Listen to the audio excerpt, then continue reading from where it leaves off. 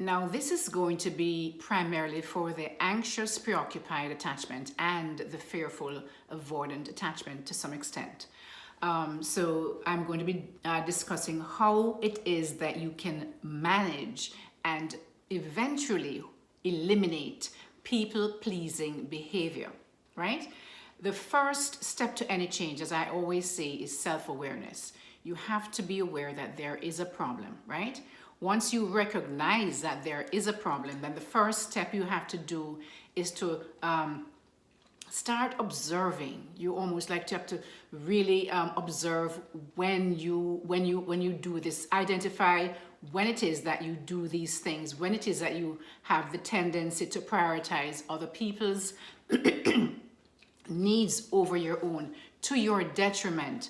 You know, there are times you're going to need to prioritize someone's needs over your own, especially when you are married, you're in a relationship, and also when you have children, right? Parents, the elderly, whatever it might be. There are times you're going to need to do that.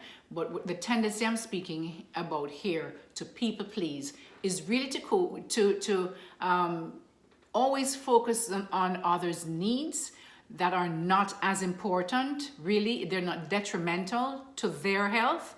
And you ignore the things that are detrimental to your health. So that's what I mean about people pleasing, or to your comfort. All right.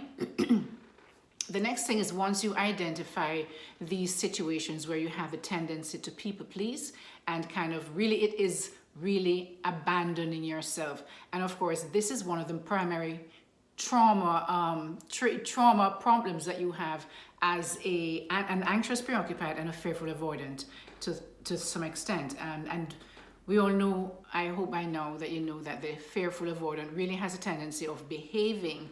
The person that they're in a relationship will dictate how they show up. So if they are with a dismissive, they will show up more anxious. If they're with an anxious partner, they'll show up more dismissive, because the other partner is going to trigger those kind of traumas in them.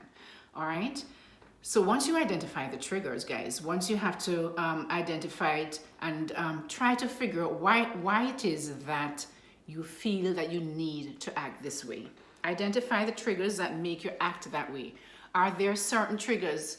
So you know, have to maybe keep a journal, right? And identify these triggers, write it down somewhere. When is it that I have a tendency to people please, to kind of go outside of my boundaries of comfort, and really kind of go outside of it when it's not really necessary? When do I do that? I'm only doing this people pleasing because I want the other person's validation, kind of. That's really what people pleasing is. You're doing it only, primarily, I should say, for the purpose of somebody either loving you, liking you, wanting you in their group. It's a kind of a validation bid, right? When you people please. Or the fact that you figure that they're going to not like you, they're going to reject you if you don't do what others want over your own. So basically, you're abandoning yourself. And it's funny because one of the biggest traumas and problems that an anxious preoccupied has is the fear of abandonment by their partners or by everyone else, right? Because that was their experience as they grew up into when they were small, when they were children, and basically that was the experience that they had with their caregivers, right? They felt abandoned by their caregivers. So first of all, it could be the fear of rejection. Recognize that the triggers could be a fear of rejection. Examples, these are some examples of what it could be that you could identify why it is that you feel you need to people please. So it could be a need for approval or a desire to avoid conflict, right? Some people just don't like to have any kind of a conflict, not recognizing that there are healthy ways to actually discuss difficult subjects. So the next thing is that you have to set boundaries. Set boundaries by that is going to be one of the essential steps in doing this, right? in managing your people-pleasing behavior. Learn to say no when you need to, and prioritize your own needs when necessary. okay? Because there are times, as I say, that you're going to have to do things that you might not be comfortable with at the time. You have children, they need to do certain things. They're, you know, you need to go to the hospital. You can't just say, well, I'm going to prioritize my own need. I'm going to go take a bath. I'll go to get my pedicure done. No. So that's not what I'm talking about, right? When I mean people pleasing, I mean pleasing, going above and beyond, and the primary reason that you're doing it is for validation from somebody else, for them to like you or love you, or to avoid some kind of a conflict, right? So learn that it is not just being selfish. It's really not being selfish. Is that you have to have a healthy balance with both, right? Also, practice self-care, right? One of the things that you need to do is, I'm sorry, I don't know if I did the set boundaries.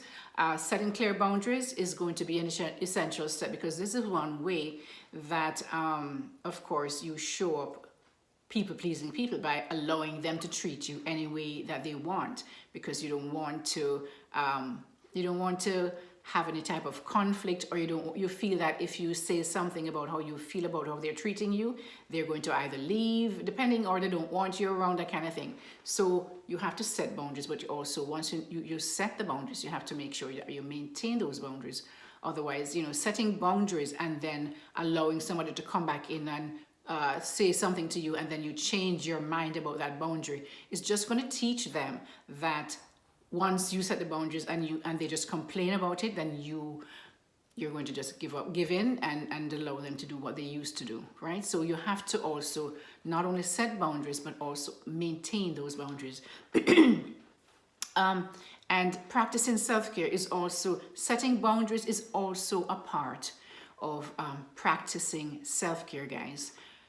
Setting boundaries is also a part of practicing self-care, because when you set boundaries, you're not allowing people to come in and take advantage of you in different situations. Sorry, I have a little cough this morning. Also, prioritize things and activities that bring you joy. If you're somebody who enjoys music, listen to the music that you enjoy, of course. That bring you joy, or makes you feel good, or do activities. Maybe swimming is something that you like. Maybe working out does help a lot as well, because not only does it give you that nice feeling of just doing something for yourself, it also actually has physical, tangible results when you work out, because you're actually looking better than you would not if you just sit down there and just complain, right? The next thing is learn to practice assertiveness, right? Assertiveness in anyone is an essential skill for managing people-pleasing behavior. Learn to express your thoughts in a respectful way, of course, right? Your feelings and your needs clearly and respectfully, even in difficult situations. This is a problem that the anxious individual has, is expressing their needs. They feel, again, that if they express their needs, the other person is going to get upset and leave. They're just so fearful of this thing called abandonment, that they do everything to preserve that they think that will not, trigger that person to abandon them. And so these are just things that they do. So now they have to kind of flip the switch and practice, learn to really say what they want in a respectful way, clearly express their thoughts, their feelings and needs clearly, and even when it is difficult to do so. And of course, consider seeking support from a counselor or a coach like myself, right? This is what I work with. I work with every single situation when it comes to relationships and even life problems, situations that people are having difficulties with. So, because when a therapist comes in, they're coming in from a totally, they're not connected to you in any way. So they're seeing patterns that you may have become accustomed to, or others have become accustomed to, who are close to you.